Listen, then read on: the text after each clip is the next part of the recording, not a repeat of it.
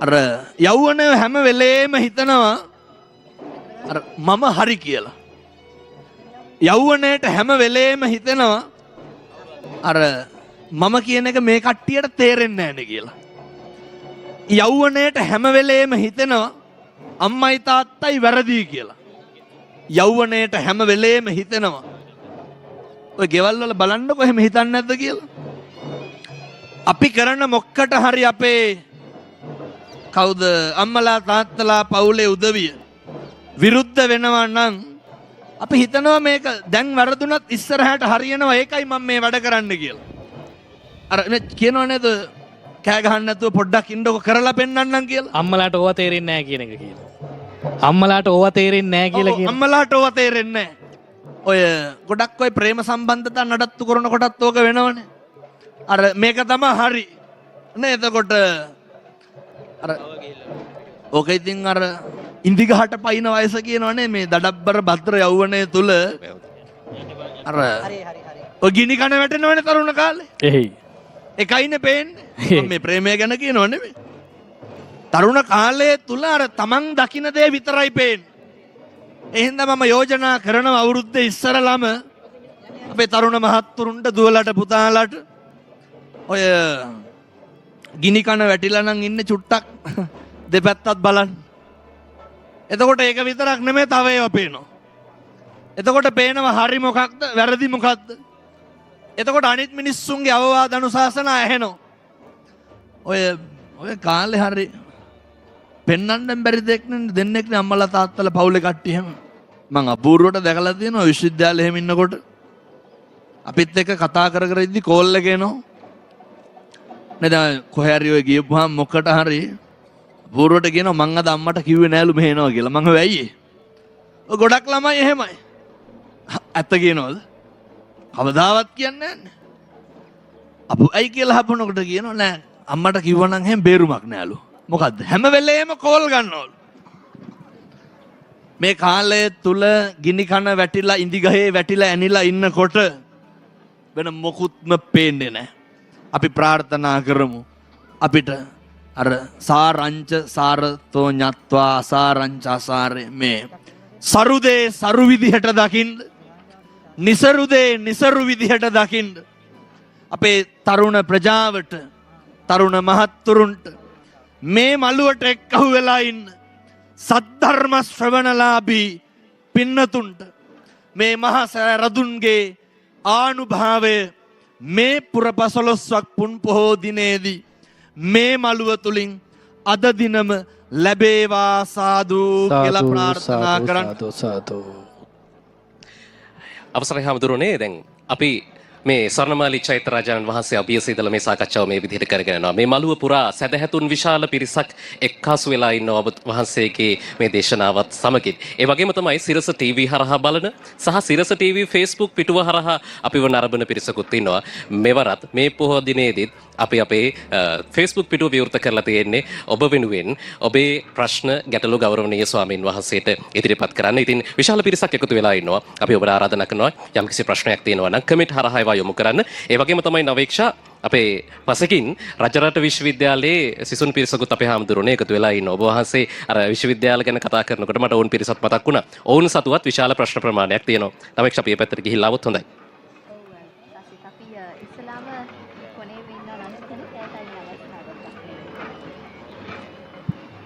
අපේ හාමුදුරුවනේ අද අපේ තාරුණ්‍යට තියෙන ලොකු ගැටලුවක් තමයි අපේ අරමුණු එක දෙවිදියකට තියාගන්න බෑ. උදාහරණයක් විදියට ගත්තොත් එහෙම මට තියෙන ලොකුම ගැටලුවක් තමයි පාඩම් කරන්න බෑ. පාඩම් කරන්න ගියාම අපි හිතමුකෝ පැය දෙකක් පාඩම් කරනවා කියලා.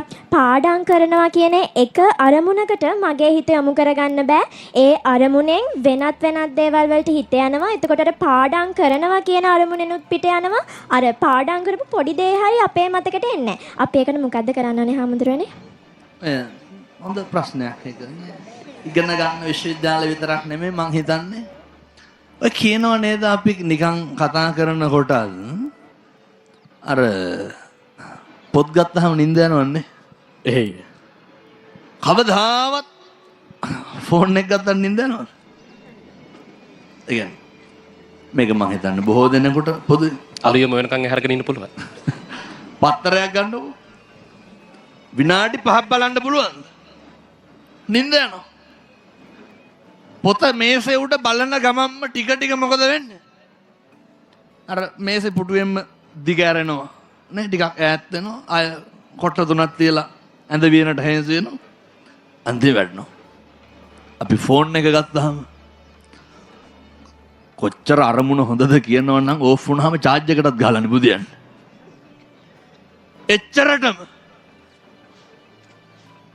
දැන් මේ භාග්‍යවතුන් වහන්සේ පැහැදිලි කරනවනේ හිතේ පිහිටීම හිතේ අරමුණු ගැනීම ක්‍රියාවට හරි වැදගත් කියලා. ක්‍රියාව වෙන්නෙම මොකද්ද? චේතනාවනේ. චේතනාහම් භික්කවේ කම්මං වදාමි. මහණෙනි මම චේතනාව කර්මයයිම කියමි. පිනතුනේ දැන් පාඩම් කරන අරමුණක් නැතුව පාඩම් කරන්න ගත්තොත් මොකද වෙන්නේ? පාඩම් කරන්න බෑ. එතකොට දැන් අනික පාඩම් කරන්න පටන් ගන්නෙත් දැන් මම මේ විශ්වවිද්‍යාලෙන් මේ ප්‍රශ්නේ අහපු හින්දා මෙහෙමම මේ මහ පොළොවේ තියෙන යථාර්ථයම කියලා දැම්මනම් මේ ප්‍රශ්නේ නියම උත්තරේ හම්බෙනවා. අපි හිතමුකෝ දැන් සෙමෙස්ටර් එක ඉවර වීගෙන යනවා ඇඩ්මිෂන් එක ගත්තා ඒත් ගාණක් නැහැනේ. දවස් 3ක් විතර තියෙනවා නම් මොකද කරන්නේ? අන්න ටිකක් නේ කොහෙන් හරි එක්කව කරගන්නවා. ජීවිතේ පුරුදු වෙන්න ඕනේ මේ සමස්ත ශිෂ්‍යයන්ට මේක වැදගත්. අපිට කවදාවත් නෑ අර අභ්‍යාස කරන පුරුද්දක්. මේ ප්‍රගුණ කිරීම කියන එක අවශ්‍යයි. කැප කිරීම කියන එක අවශ්‍යයි. ආධ්‍යාත්මික ශික්ෂණයක් ලබා ගන්නත් කැපකිරීමක් තියෙන්න ඕනේ ප්‍රගුණ කිරීමක් තියෙන්න ඕනේ. අර කියනව නේද ඔය මනෝවිද්‍යාත්මක ක්‍රමවල හැම උගන්වන අර එදිනදා වැඩ එදිනදාම කරන පුරුද්ද ඒවා අපිට තියෙනවද? ඒවා අපිට නැහැ. අපේ අරමුණු කොහෙද තියෙන්නේ? සමහර විට අපිට තියෙන අරමුණම තියෙන්නේ අර නේ පාඩම් කරලා තේරුම් ගන්නත් නෙමෙයි අර විභාගෙ ලියා ගන්න අරමුණ විතරයි තියෙන්නේ. විභාගෙ ලියන අරමුණෙන් පාඩම් කරුවොත් මොකද වෙන්නේ? වැඩේ දෙල් වෙනවා. බුදුදහමේ උගන්වනවා ග්‍රන්ථ දූර විදර්ශනා දූර කියලා. වටින්නේ මොකද්ද? විදර්ශනා දූරේ. විදර්ශනා දූරේ තුල තමයි අවබෝධය තියෙන්නේ. අපි පාඩම් කරන්නේ අවබෝධයටද එක්සෑම් එකටද? දැන් නම් එක්සෑම් එකට අපි හාමුදුරුවෝ. එතකොට එක්සෑම් එකට පාඩම් කරොත් වැඩේ අවුල් යනවා. අවබෝධයට පාඩම් කරොත් එහෙම මතක තියාගන්න. හරි සරලයි භාග්‍යවතුන් වහන්සේ ග්‍රන්ථ ධූරීන් වහන්සේලාට පුළුවන් හරි අපූර්වටනේ ව්‍යාකරණ ටිකේ ඉඳන් ගලපලා පොතපත ලියන්න ඒව හරි ලස්සනට අඩු කරන්න පුළුවන්. ඒ නිවැරදි සාක්ෂරතාවයේ නිවැරදි විඥාණයෙන් ඒ ශාස්ත්‍රීය කටයුත්ත කරන්න පුළුවන්. හැබැයි ඔය අතර ඉන්නවා පින්නතුනේ අර නේ ග්‍රන්ථ දූර මට්ටමේ අර කටපාඩම් කරලා සමහරු ගිහින් අර තියරියම ලියන හෙම්පෙඩෙන් ලියන කට්ටිය ඉන්නවා. ගිරව් වගේ. නමුත් වටින්නේ සහ අගය කරන්න ඕනේ විදර්ශනා ධූරය. අවබෝධයේ පිණිස කටයුතු කරන්න. දැන් මෙහෙම කියනකොට කොහොම හරි උපාධිය ගන්න try කරනවා මිසක්කල් මෙතන කවුරුත් ඉන්නවද අවබෝධයට උපාධි කරන? රස්සාවකට උපාධිය කරන්න. එතකොට රස්සාවකට උපාධිය කරනවායි කියන ඕක නැති කරලා ඉන්න ඕනේ ඉස්සරලා. මේ අවබෝධයට මේක තුල ජීවත් වෙන්න මොකක් හරි කරන එකක් අවබෝධයෙන් කරන්න දැනුම ලබා ගන්න. මේ කියන කාරණය අවබෝධ වුණේ නැත්තම් ඔය විභාගෙට පාඩම් කරන එක නවත්තන්න හම්බෙන්නේ නැහැ. දරුවන්ට ඕන විභාගෙට පාඩම් කරන්න. විභාගේ පාස් වෙන්න ඕන උපාධිය ගන්න. උපාධිය ගන්න රස්සාවක් කරන්න. උපාධිය ගන්නෙම රස්සාවක් කරන්න. දැන් මේකට ඉතින් මට බණී හොඳේ. නේ එතකොට කවුද බණින්නේ? ඒ වැඩේ කරන මේ වෙලාවේ කරමින් ඉන්න අය තමයි. සා කරපු කට්ටිය රැකියා විරහිත උපාධිධාරී පින්නතුන් මං දොස් පරොස් කියනවා එහෙම නෙමෙයි. ඇත්තෝ හැල්ලු කරනවා එහෙම නෙමෙයි. ඒ උපාධිය කරන්නෙම රස්සාවක් කියන අරමුණෙන් විභාගේ ලියන්නෙම උපාධිය ගැනීමේ අරමුණෙන් එතකොට අපිට අවබෝධය නැති වෙනවා. අපි අර ලිපි ලේඛනවලට පමණක් සීමා වුණු සුදුසු බවට පත් වෙනවා. එමයි ස්වාමීන් වහන්සේ අපිට තවත් බොහෝ දේ තියෙනවා කතා බහ කරන්නට. ඔබට මතක් කරනවා අපගේ Facebook පිටුව සහ YouTube channel ඔස්සේ ඔබගේ ප්‍රශ්න අප වෙත යොමු කරන්නට පුළුවන්. මද විරාමයකට යන්නයි මේ සූදානම රැඳී සිටින මේ තුරුණු සිත.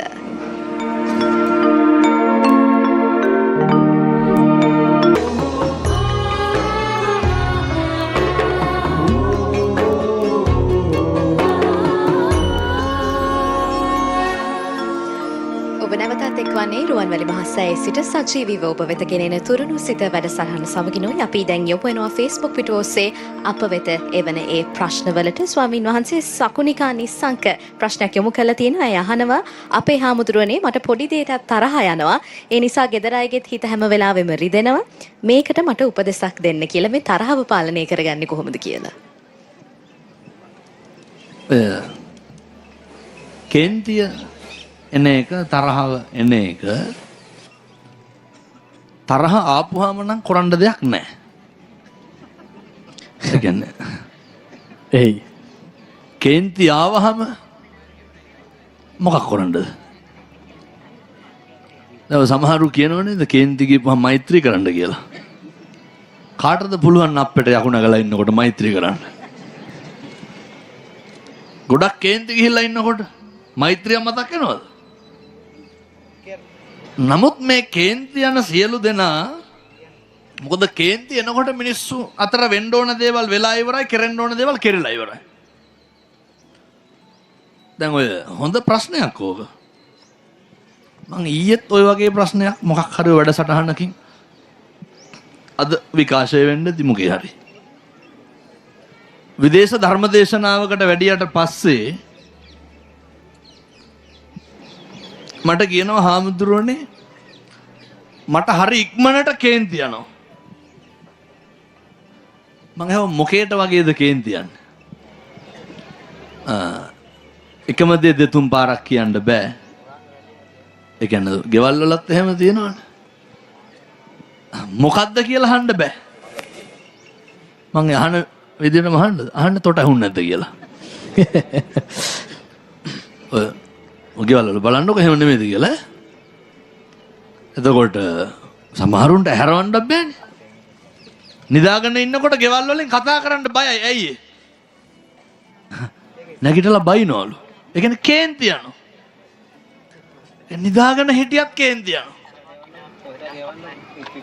මේ හොඳ ප්‍රශ්නයක් ඕක. පස්සේ මම අහනවා අර මහත්තයාගෙන් දැන් ඔබතුමා මේ රටට එන්න ගුවන් තොටුපළට ආපුවාම ඉමිග්‍රේෂන් එකේ නිලධාරියෙක් ඇවිල්ලා පාස්පෝර්ට් එක ඉල්ල ගන්නවා. ඔබතුමාගෙන් අහනවා ඉංග්‍රීසියෙන් අහන්නේ. කතා කරලා විස්තර අහනවා. දැන් ලොකුවට ඔබතුමාට තේරෙන්නේ නැහැ. මං අහුවා කේන්ති යනවද කියලා. එකම දේ කීපාරක් අහන්න වෙනවද? විනාඩි 10ක් විතර ගන්න. මම මේ කියන්නේ කේන්ති යන කට්ටියට. අරගෙන අද දවස් ඇතුළත කීපාරක් නම් කේන්ති ගියාද? මේ ගමේ විදිහට කියනවා නම් යකු නැග්ගද?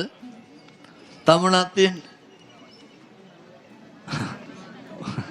හොඳ හොඳ ඒවා කියනවා හැමෝටම කියන්න විදිහක්. ඒ තම තමන්ගේ ගම් වලට ආවේනික දේවල් කියනවා. මෙතන ටීවී එක තිබ්බ නැත්නම් මම ඒ ටික කියනවා. එයි ඔය මේ කේන්තිය මේ ද්වේෂය ඇති වෙන එක හටගන්න එක විනාඩි 10ක් විතර අරගෙන කල්පනා කරන්න අද මට කී පාරක් විතර කේන්ති ගියාද? හරි සරලයිනේ. උදේ අපේ ගෙවල් වල ඔය මේක නම් පොඩි ගැටලුවකට තියෙන්නේ සමහර දරුවෝ බඩේ ඉන්නකොටම කේන්තිය කියන එක දැන්ලා තියෙනවා. සමහර දරුවෝ කුස තුල ඉන්නකොටම ද්වේෂය මුසු වෙලා තියෙනවා. බොහෝ අම්මලා කියනවානේ හාමුදුරනේ ළමයා හම්බෙන්න ඉන්නකොටත් මිනිස්සයා මට ගැහුවා කියලා. එහෙම ඕන තරම් තියෙනවා. ළමයා හම්බෙන්න ඉන්නකොටත් එක අම්මා කෙනෙක් මට ඇඟිලි 4ක ෆොටෝ එකක් එවලා තියෙනවා. හාමුදුරුවනේ දරුවා ලැබෙන්න ඉන්නකොට මගේ අත දොරට තියලා උළුවස්සට තියලා දොර වැහුවා කියලා ඇඟිලි 4 කැඩෙන්න. එහෙම ඕන තරම් තියෙනවා. වෛරයෙන්ම ඉන්නකොට ක්‍රෝධයෙන්ම ඉන්නකොට මොකද වෙන්නේ? අර දරුවට උරාගන්නේ මොකද්ද? දරුවා නඩත්තු වෙන්නේ පෝෂණය වෙන්නේ මොකක් එක්කද? වෛරයත් එක්ක, ක්‍රෝධයත් එක්ක, තරහවත් එක්ක. එහෙම ඇති වුණා කියමු. දැන් ඔය ගෙවල් වල කේන්ති ගන්න කට්ටිය කල්පනා කරන්න ඕන හොඳ. මහදයක් ඕනේ මාළුවකට පින්නකට ලුණු ටිකක් මදි වුණත් මිනිස්සු කේන්ති ගන්නවනේ. ඔය හොඳට බලන්න ගෙවල් වල මේ අවුරුදු ගාණක් උයලා දීපු බිරිඳ බත් එකේ කෙස් ගහක් තිබ්බොත් එහෙම ඒ කුණහරපෙන් බයින ගෙවල් තියෙන ඕන තරම් තියෙනවා. නිරන්තරයෙන් බලන්න ඕනේ අර විනාඩි 10ක් විතර අරගෙන මොකටද කේන්ති ගන්නෙ? කවුද මේ කල්පනා කරන්න ඕනේ? කේන්ති යන උදවිය. මොකක්ද කේන්ති ඇවිස්සීමෙන් මට අත් වෙන ප්‍රතිඵලය? මම අහුවා අර විදේශගත දායකයාගෙන්. කේන්ති ගත්තාම මොකක්ද ඇති වෙන ප්‍රතිඵලය කියලා. ඒ මිනිස්සයාටම කියවුණා හාමුදුරනේ ප්‍රියතමයෝ නැති වෙනවා කියලා. අපිට කේන්ති ඇවිස්සෙන්න කේන්ති යනවා නම් කමක් නැහැ එනවනේ වෙන්නේ. කේන්ති ඇති වෙන්න අපෙන් ඈත් වෙන්නේ අපෙන් නැති වෙන්නේ කවුද? අපේ ප්‍රියතමයෝ අපිට නැති වෙනවා. අපේ ප්‍රියතමයෝ අපි කරෙහි තියෙන ආදරය නැති වෙනවා, ගෞරවය විතරක් ඉතුරු වෙනවා. එනිසා මතක තියාගන්න. මිනිස්සෙකුට ජීවත් වෙන්න ගෞරවය විතරක් නෙමෙයි ආදරයක් තියෙන්න ඕනේ. ගෙවල් ගොඩක් දෙමව්පියොන්ට අම්මට තාත්තන්ට ආදරය කියන එක නැති වෙලා ගෞරවය විතරක් ඉතුරු වෙලා තියෙනවා. කේන්ති ඇතිවීම තුලින් වෙන්නේ අර මගේ කියන මගේ ආදරණීය මිනිස්සු ටික මට නැති වෙන එක. අපිට කවදාවත් කඩවල් දිහා නිකන් ඉන්නකොට කේන්ති යනවද? කේන්ති යන්නේ නැහැ. බස් එකේ යනකොට කේන්ති යනවද? අපි ගියත් ඒක පාලනය කරනවා. එහෙම නෙන්නේ. කවදාවත් ඔය නේ නිකන් පන්දන් මේ මළුවට ඇවිල්ලා ඉන්නවනේ. එහෙම ඉඳගෙන හිටියට කේන්ති යනවද නැන්නේ? ගෙදර ඉන්නකොට ඔය බලන නාට්‍ය කතා වෙනස් වුණොත් එහෙම ටීවී එකේ කේන්ති ගන්නවා. එතකොට සද්ද වැඩි නම් කාගේ හරි ෆෝන් එකක මෙහෙදි සද්ද බද්ද තියෙනවා කේන්ති යනවා. මිනිස්සු ඇවිස්සෙන්නෙම අර අපේම කියන කට්ටියත් එක්ක විතරයි. ඒක හරි පාඩුයි අපිට. ඒක හරි බාල වැඩක්. පුරුදු වෙන්න. ප්‍රියතමයෝ ඉන්න තැන කවදාවත් කේන්ති ඇති කරගන්න එපා. ඉතුරු වෙන්නේ කලකිරීම විතරයි. 26 අද 3 වෙනිදා පළවෙනි පෝය හිතන්න කල්පනා කරන්න. මොකටද කේන්ති ගන්නෙ? මේ මොකද්ද වෙන්නේ? මොකද්ද අවසානයේ ප්‍රතිඵලය? හැමදාම හිතන්න. ඇයි මොකටද කේන්ති ගන්නෙ? කවුරු හින්දාද කේන්ති ගන්නෙ? මොකද්ද අවසාන ප්‍රතිඵලය? මොකටද කේන්ති ගන්නෙ? කවුරු හින්දාද කේන්ති ගන්නෙ? මොකක්ද අවසාන ප්‍රතිඵලය? ප්‍රතිඵලය નિરાයාසයෙන්ම තේරෙයි, අවබෝධ වෙයි. මේක මට පාඩුවක්. මේක හරි බාල වැඩක්. මගේ ආධ්‍යාත්මික ජීවිතේ නැති වෙන වැඩක්. දැන් ඔය කේන්ති ගන්න එකම නෙමෙයි ගැටලුව. කේන්ති ගත්තට පස්සේ වෙන දේවල් නේ. ඕන් දැන් කාත් කවුරුවත් නැති ග්‍රවුන්ඩ් එකක් මැද්දේ පුටුවක් තියලා කේන්ති අරගෙන ඔහෙ ඉන්නවනම් නේ වෙන්න තියෙන උපරිම දේ මොකද්ද? උන හරප්පු පුරලා මැරලා යයි. නේ ඒක නෙවෙන්නේ අවසානයේ ප්‍රෙෂර් එක වැඩි වෙලා වෙන්නේ. නමුත් අර අපි කේන්ති ගන්න අපේ නහරවල් පුපුර ගන්නද? නෑ. අපි කේන්ති ගන්න මේ තියෙන වෛරය, මේ තියෙන දේශය පිට කරන්න. කාගෙන්ද? ඔය සමහරු එකනේ පුටු පොළවේ ගහනවා, ගෙවල් දොරවල් වල බඩු මුට්ටු කඩනවා. ඒක අවසානයේ කෙලවර කොහෙද? මිනී මරනවනේ. කේන්තියේ ප්‍රතිඵල. ජීවිතේ පුරුදු වෙන්න වචනයක් හරි කියන්න කලින් එක තප්පරයක් ඉවසන්න. ඔච්චරයි. අපේ හැමෝටම වචනයක් කියන්න කලින් කියනකොට තමයි මතක් වෙන්නේ ඔබ වහන්සේම මතු කරනවා මේක මේ සමාජ මාධ්‍ය තුළ ඉතාම ජනප්‍රිය වුණ කතාවක් තමයි මේ කේන්ති ගියාම ඔබ වහන්සේ ඒක මතු කරා කුණුහරුපයක්වත් කියන්න එපා කියලා ඔබ වහන්සේ කිව්වා. දැන් තරුණ අය ගමුකෝ. තරුණ අය ඇත්තටම මේ නරක වචනය කියනවා නෙවෙයි ටයිප් කරනවානේ. ඒකත් අපේ හැමෝටම ඉංග්‍රීසි වචන අකුරු දෙක තුනකින් තමයි කියන්නේ. ඒකේ අදහස ඒ තරුණ අය දන්නවා. අර හෑෂ්ටැග් එක මොකක් කරේ? එකක් එක්ක. එතකොට වැඩි හිටියොන්ට කියනවා. සමහරු කියන්න පුළුවන් කියනවා නෙවෙයි මේක කියවෙනවා. එහෙම තමයි වගේ කතාවකට එන්න පුළුවන්. අපි මේ ඉන්නේ ඔබ වහන්සේ වැඩ සිටින්නේ මේ මළුවේ මේ සියලු දෙනා ඉන්නේ සිරස ටීවී ඔස්සේ සිරස Facebook page එක ඔස්සේ මුළු ලෝකයක් මේ මොහොතේ බලාගෙන ඉන්නේ අපි ඉන්නේ වැදගත් තැනක ලෝකයේ උතුම් තැනකට. ඒ කියන්නේ රුවන්වැලි සෑ බිමේ. අපි හාමුදුරනේ නිවන් දකින්න හරි සම්මාදිට්ඨිය හදා ගන්න හරි මනස උතුම් සමාධියකට එන්න හරි ධ්‍යාන ලබන්න හරි මේ හැම දෙයකටම කලින් කට නේද අපි පරිස්සම් කරගන්න ඕන. ඔය මේ බොහොම හොඳ සාධාරණයක් කරා මං හිතන්නේ මේ මළුවෙක් අහුවෙලා ඉන්න අම්මලා තාත්තලා සියලු දෙනාටම ඉඳගත්තට පාඩු නෑ හොඳේ. මේ සියලු දෙනාටම මේ රූපවාහිනී ඉදිරියේ ඉන්න සියලු දෙනාටම මගේ ධර්මදේශනා ජීවිතෙත් තුරුණුසිත වැඩසටහනට සම්බන්ධ වුණු කාලය තුලත් සිරස නාලිකාව එක්ක කටයුතු කරන කාලය තුලත් මං හිතන්නේ අද තමා සුබම සහ යසම දවස.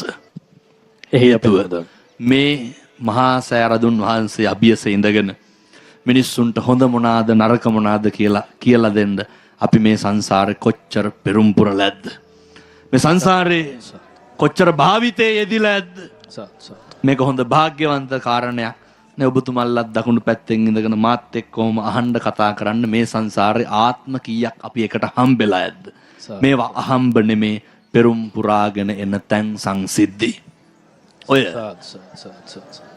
සමාජ මාධ්‍ය භාවිතය තුල නේ ඔබතුමා ඒක නැහැවි මේ කොහොමද අර කොටනවා නේ ටයිප් කරනවා කියන නරක වචන කියන නරක වචන. එතකොට බුදුවරු ගන්නනවා නේ වාචාය සංවරෝ සාදු. මිනිස්සුන්ට වචනේ සංවරකම තියෙන්න ඕනේ. මොකවත් ඕනේ අද අදිෂ්ඨාන කරන්න මේ මහා සෑ මළුවේ ඉඳගෙන කට පරිස්සම් කරගන්න. මොකවත් ඕනේ වෙන. කට පරිස්සම් කරගන්න. කට පරිස්සම් වෙනකොට ඇති වෙන ගැටලු හරි අඩුයි. අපි දැන් අර බුදුමා කිව්වේ කියනවා නෙමෙයි කියවෙනවා කියලා. ඇයි ඒ කියවෙන්නේ? දෙන්නේ ළඟ තියෙනෙව්වනේ. එහේ.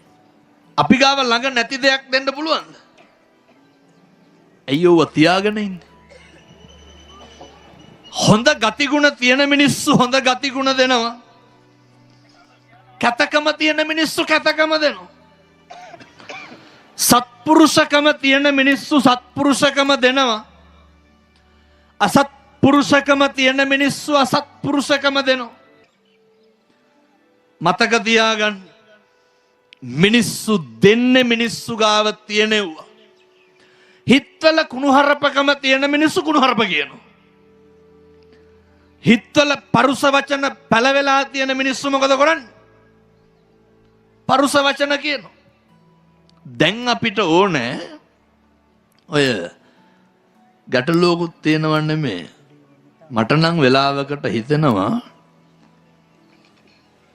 මේ Facebook එකමනේ වැඩිපුර උනේ සමාජ මාධ්‍ය කියනකොට ඉතින් තවත් ඇති. ඔය පොදුවේ සමාජ මාධ්‍ය මේවා පන්සල් කරන්න පුළුවන්. සමාජ මාධ්‍ය අපිට පුළුවන් මිනිස්සුන්ගේ හිත් නිමන තැන් කරන්න. මුළු ලංකාවෙම ලෝකෙම ඉන්න තරුණ මහත්තුරුන්ගෙන් දූ දරුවන්ගෙන් තුරුණු සිතට පිං සිද්ධ වෙන්න මං ඉල්ලනවා. මේ තරුණ සිත් අද වගේ දවසක අදිෂ්ඨාන කරමු. සමාජ මාධ්‍ය තුල එක කුණුහරුපයක්වත් කියන්න එපා. සමාජ මාධ්‍ය තුල අනේක කවදාවත් අවතක්සේරු කරන්න එපා. දැන් ඔය ගොඩක්ම අර ෆේස් ටු ෆේස් බයිනවට වඩා අවකනේ කරන්නනේ. ඒකයි මම මෙහෙම කියන්නේ. මුණට මුණ ගිහිල්ලා ඔට්ටු වෙනවට වඩා මොකද්ද කරන්නේ? ඒකට අර මොකද්ද කියන්නේ? මඩ ගහනවනේ. ඔව්. කමෙන්ට් අස්සේ තමයි මේ මඩ ගන්න. ගන්න හරි. කමෙන්ට් අස්සේ. එතකොට නිකන් හරි කල්පනා කරන්න. මේ මංගාව තියෙන දෙයක් මට හිතලා කෙනෙකුට දොස්පරොස් කියනකොට සිද්ධ වෙන්නේ අකුසලයක්. ඉස්සර වගේ අර වැටවල් ගාවට ගිහිල්ලා බැන ගන්න එක දැන් හරි අඩුයිනේ. දැන් ඔය ඔහොම තමයි බැනගන්නේ. වෛරය ප්‍රකාශ කරන අලුත්ම ක්‍රමය සමාජ මාධ්‍ය. ඔය සමහර ඔස්තාර්ලා වගේ මිනිස්සුත් ඉන්නව නේද? මඩවලින්ම views හදාගෙන ජීවිතේ නැහැම ජීවත් වෙන්න මොකක් හරි කෙරුවට කමක් නැහැ. මං කියන්නේ ඒවා හරි පව්. ඒ කියන්නේ ඒ වචනම ජීවනෝපාය කරගත්තයි. අර කුණුහරපම කණ්ඩ හදාගත්ත මිනිස්සු ඉන්නවනේ. අර මඩෙන්ම ජීවත් වෙන්න. මං කියන්නේ මඩේ හිටියට කමක් නැහැ. අදින් පස්සෙවත් උඩට නැගලා පිපෙන්න. හැමදාම පල් ගඳ ගහ ගහ ඉන්න ඕනද? අපි කියන සෑම වචනයක් තුලින්ම සමාජයට පණිවිඩයක් දෙන්න ඕනේ. මේක කවදා හදන්නද නැත්තම්? ඒ දෙන පණිවිඩය අයහපත් නිසා තමයි මේ අලුත් ජෙනරේෂන් එක අලුත් පරම්පරාව අපි කියනවනේ අපි දන්නේවත් නැති මත්ද්‍රව්‍ය වලට දන්නේවත් නැති දේවල් වලට ඇබ්බැහි වෙලා කියලා. මේක අර ඇති වෙන්නත් නැති වෙන්නත් තැනක් තමයි මොකද්ද? සමාජ මාධ්‍ය. ඔක ඉතින් දැන් තරුණ මහත්තුරු කල්පනා කරන්න ඕනේ. ඔය ගිනි කූරු වලින් වැඩ ගොඩක් කෙරිය හැකිනේ නේ. ඕන්නම් මෙතන කිරි මුට්ටියක් වතුරන්නත් පුළුවන් දැන් නේ. ඩක් ගාලා ගත්ත ගැහුව පත්තු කෙරුවා. ගෙයක් ගිනි තියන්නත් පුළුවන්. 2026 මේ පොය දවසේ මහා සෑරදුන්ගේ ආනුභාවයෙන් මේ මළුවේ ඉඳන් දේශනා කරන්නේ. අපි ප්‍රාර්ථනා කරමු. අපි භාවිතා කරන මේ සමාජ මාධ්‍ය මේ උපාංග සියල්ල ඕනෑම කෙනෙකුගේ ජීවිතයට මේ සමාජයට මේ රටට මගේ සම්බුද්ධ ශාසනයට කිරි ඉතුරුවා වගේ හරියන්න පාවිච්චි කරමු.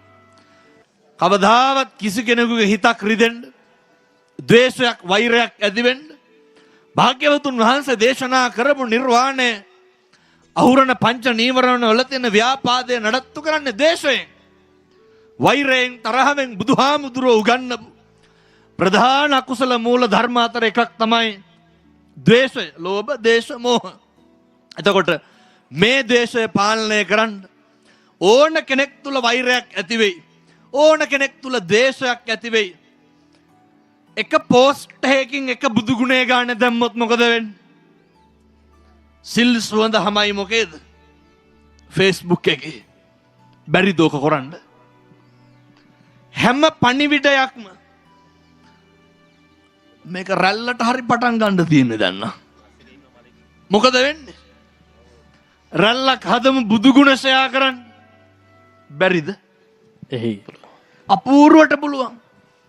රැල්ලක් හදමු මේ ගිලගෙන නැති වෙන මත්ද්‍රව්‍ය ටික පාලනය කරන්න. රැල්ලක් හදමු දෙමව්පියන්ට ගරු කරන, වැඩිහිටියන්ට ගරු කරන පිරිසක් හදන්න, තරුණයන්ගේ මොළ හදන්න. රැල්ලට පෝස්ට් ටික ෂෙයා කරමු. මිනිස්සුන්ට හැදෙන්න ආරයයි පරිසරයයි බලපානවනේ. හැදෙන්න ඕනේ පරිසරය ඒ විදිහට තියෙනකොට. රැල්ලක් හදමු හොඳ විනයවත් සමාජයක් හදන්න. මේ විද්‍යා දදාති විනය. අධ්‍යාපනය, ශිල්ප ශාස්ත්‍ර බුදුහාමුදුරු ගන්නන්නේ විනයෝච සුසික්ඛිතෝ. මේ ශික්ෂණයත් එක්ක අධ්‍යාපනයත් එක්ක විනයවත් භාවය තියෙනවා. මේ ටික හදා ගන්න හදමු. ඕ ලෙවල් වලින් අධ්‍යාපනය නවත්තන තරුණ දරුවන්ගේ ජීවිත නැහැ පුතේ, ඔතන නෙමේ තව ටිකක් තියෙනවා කියලා. මොකක්ද ඒකට අර බජාර් භාෂාවෙන් කියන්නේ? ගැම්මක්, මොරාල් එකක් නේ. එන්න ඒ ජවයෙන් ඒ උනන්දු ඇති වෙන්න, ඒ අදිෂ්ඨානයෙන් හදමු. පාසල තුල පාසල් උපකරණ ටිකනේ ඉස්කෝලවල වැසිකිළියකටවත් යන්න බෑනේ. පොදු වැසිකිළියකටවත් යන්න බෑනේ. දැන් මොකක්ද මේ සමාජ මාධ්‍ය තුලින් මිනිස්සුන්ගේ වෙනස් වෙන්නේ? ආකල්පමය වෙනසක් ඇති කරන්න පුළුවන්. ඇයි ඉතින් ওই පැත්තට ඕක හදා ගන්න බැරි? ඒ නිසා අපි මේ තුරුණු සිත සිරස ප්‍රෝග්‍රෑම් එක මගින් මේ වැඩසටහන මගින් අපේ රුවන්වැලි මහා සෑ රදුන්ගේ ආනුභාවයෙන් තරුණ සිත්වලට විනයවත් භාවය සද්ධර්මයේ මත ජීවත් වෙන්න අවශ්‍ය ශික්ෂණය අඩුම තරමේ එක සිල්පදේ ගන්න දවසට මං කියන්නේ මේක අද දාලා හෙට ෂෙයා මිලියනයක් ආවොත් views මිලියනයක් ආවොත් එහෙම කෙනෙක් රහත් වෙනවා කෙනෙක් සුගතියට එනවා කෙනෙක් යහමගට එනවා කියලා. නමුත් ඔය මිලියන ගාණක් බලපුවාම 5 දෙනෙක්වත් හැදෙයිනේ. අපිට මේක ගෙඩි පිටින් අර රාත්තලම ගන්න අමාරු වෙයි. ඒ වුණාට කමක් නැහැ. එක්කෙනෙක් හරි හැදෙයිනේ. මේ රැල්ල හොඳ පැත්තට අරගෙන යන්න. ඒ නිසා අදිෂ්ඨාන කරන්න. මම ඔය මහත්තුරු සියලු දෙනාටම කියන්නේ විවිධ ඒ තුලින් යැපෙන්නන්ට කියන්නේ යහපත් පැත්තට views අඩු වෙයි. නේ කමෙන්ට් අඩු වෙයි. ඔය අනුන්ගේ කුණු හොයන එකනේ ඕපදූප හොයන එක. අපි ශිෂ්ටභාවයේ තියෙන්න ඕන කෙනෙකුගේ වැරද්දක් තියෙනවා නම් මොකද කරන්න ඕන? හැබැයි ඉතින් ඒක එහෙම කියන්නත් හොඳ කෂේරුකාවක් එක්ක හොඳ පෞරුෂයක් තියෙන්න ඕන. හයිබ්‍රිඩ් ගතියක් තියෙනවා නම් ඕක කරන්න අමාරුයි. ඒ දෙම හුංකමට කරන්න බෑ.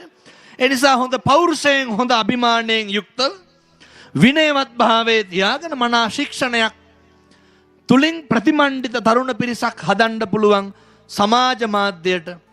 ඒ නිසා දුස්චරිතේ වලකිමු සුචරිතේ හැසිරෙන්න අපි අපේ Facebook එක යොදා ගමු කියලා මම යෝජනා කරනවා. එහෙමයි ස්වාමීන් වහන්සේ. අපිට තවත් ප්‍රශ්න තියෙනවා යොමු කරන්නට. ඔබේ අදහස් අපිට යොමු කරන්නට තවමත් ඔබට අවස්ථාව තියෙනවා අපගේ Facebook ගිණුම සහ YouTube channel එක ඔස්සේ. අපි මත විරාමයකට යන ටයිමේ සූදානම රැඳී සිටින මේ තුරුණු සිත.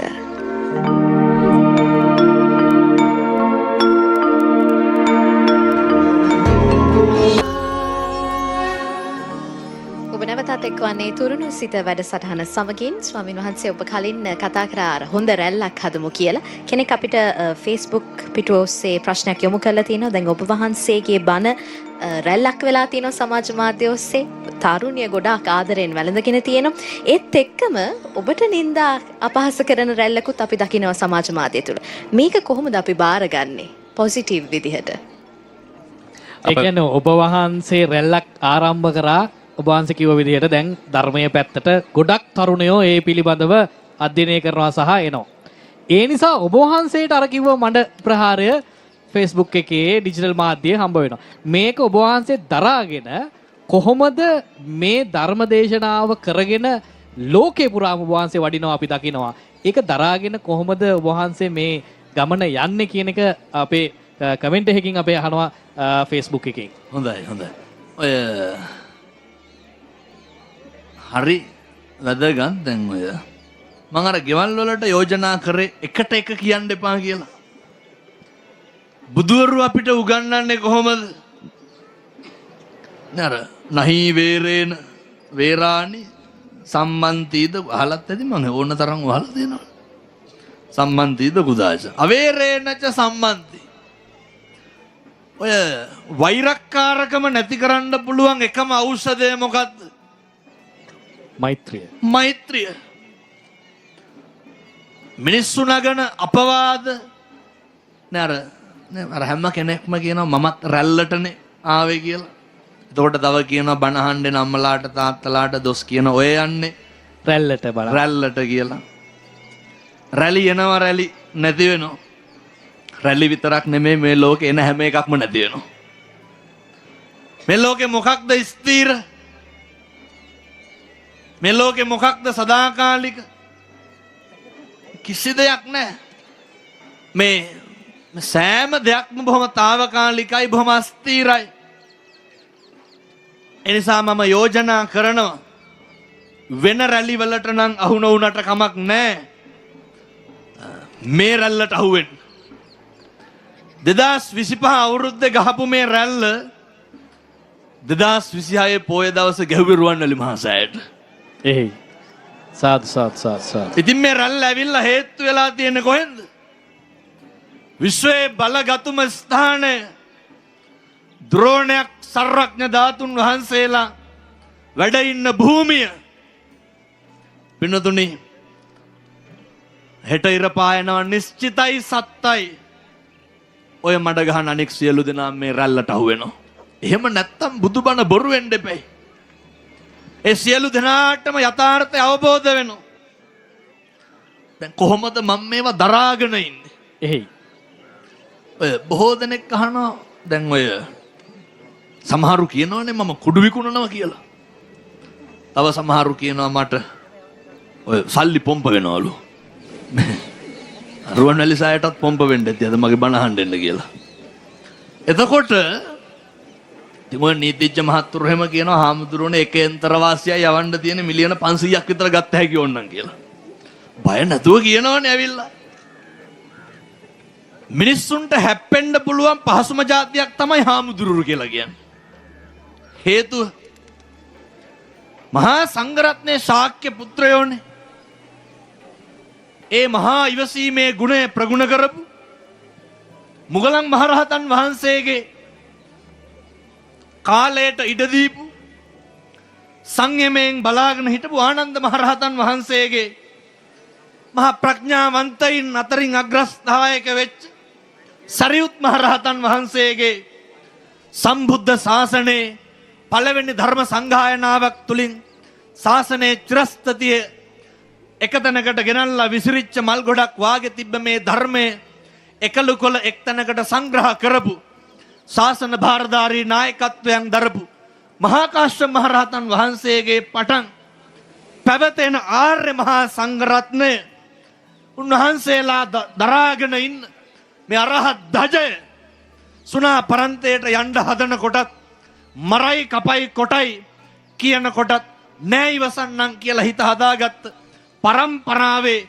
ආර්ය මහා සංඝරත්නයේ පින්නතුනි කවදාවත් කම්පා වෙන්නේ නෑ. කවදාවත් සැලෙන්නේ නෑ. අකම්පිතව මිනිස්සුන්ට ජීවත් වෙන්න බණ කියන්න තරමට මේ කටහුරු කරගත්තේ අකම්පිතව ඉඳලමයි. ඒ නිසා අදටත් මෙනෙහි කරන දෙයක් තමයි මිනිස්සු දෙන්නේ මිනිස්සු ගාව තියෙනේවා පුට්ටස්ස ලෝක ධම්මේහි චිත්තං යස්සන කම්පති. පුරුදු වෙන්න අවුරුද්දේ පළවෙනි පෝය දවසේ අදිෂ්ඨාන කරගන්න අකම්පිත ජීවිතයක් ගත කරන්න මං අයත් දේශනා කරනවා. අනෙකගේ අසත්පුරුෂකමට අනෙකගේ නොහික්මුණුකමට නේ අනෙකගේ විනයක් නැතිකමට අනෙකගේ නොමිනිස්කමට අපි විනයක් නැති වෙන්න නරකයි. අපි නොමිනිස්කම් ඇති කරගන්න නරකයි. අපි නොහික්මුණු ඇත්තෝ වෙන්න නරකයි. අපි ගාව තුල තියෙන්න ඕන සත්පුරුෂකම විතරයි. සීල සම්පන්න භාවයේ විතරයි.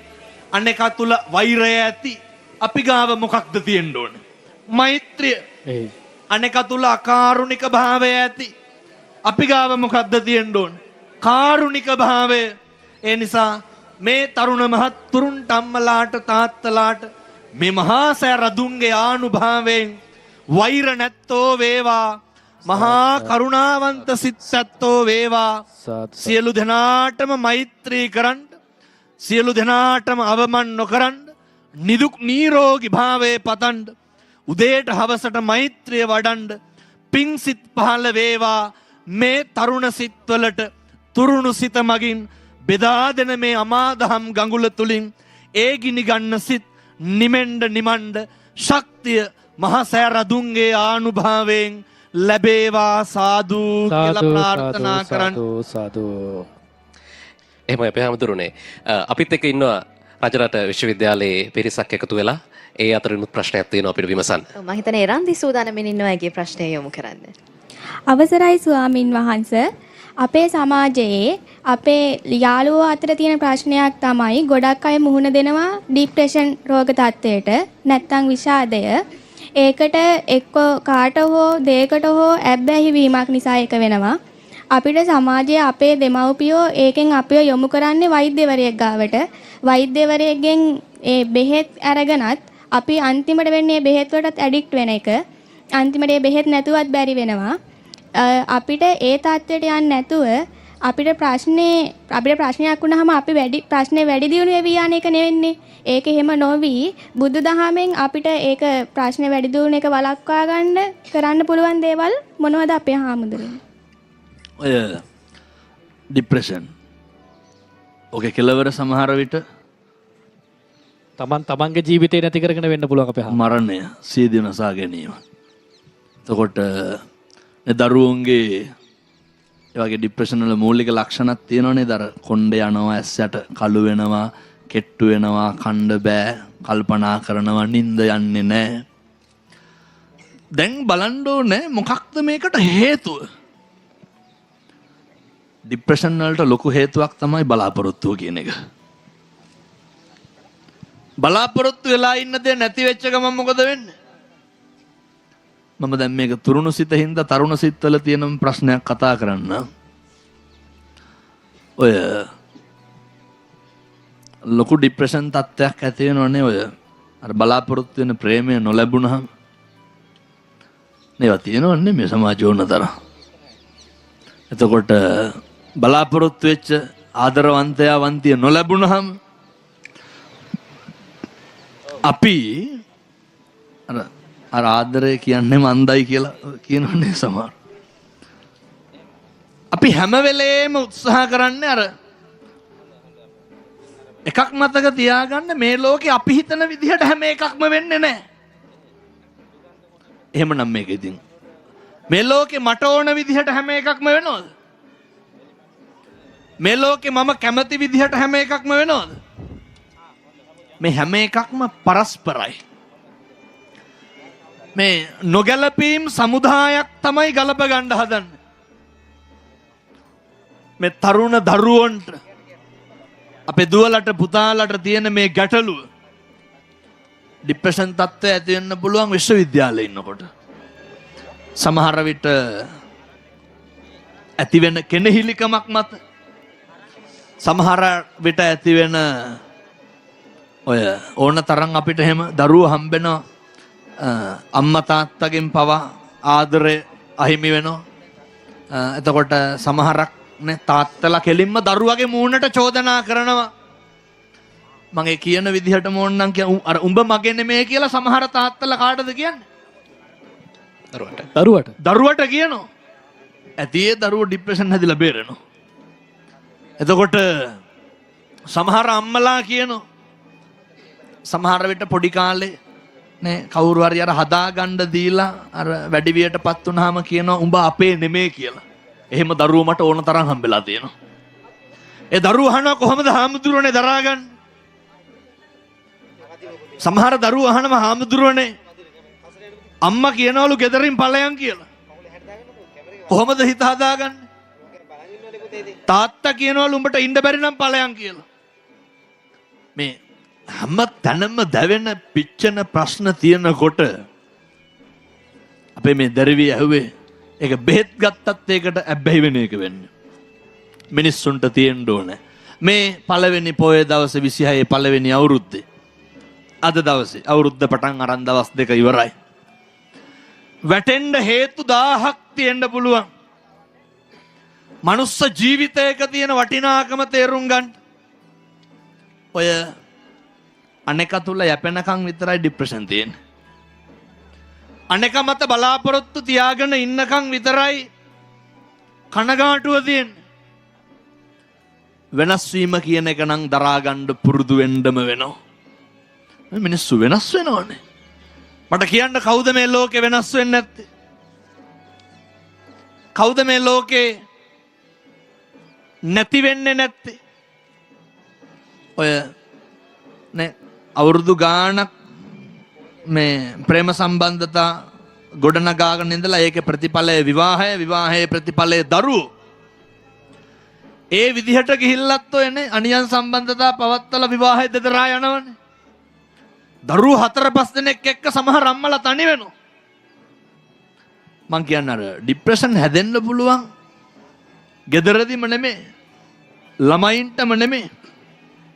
මම දැකපු හරි විශේෂ කාරණයක් තියෙනවා. මම මේ එන්න හිටියේ.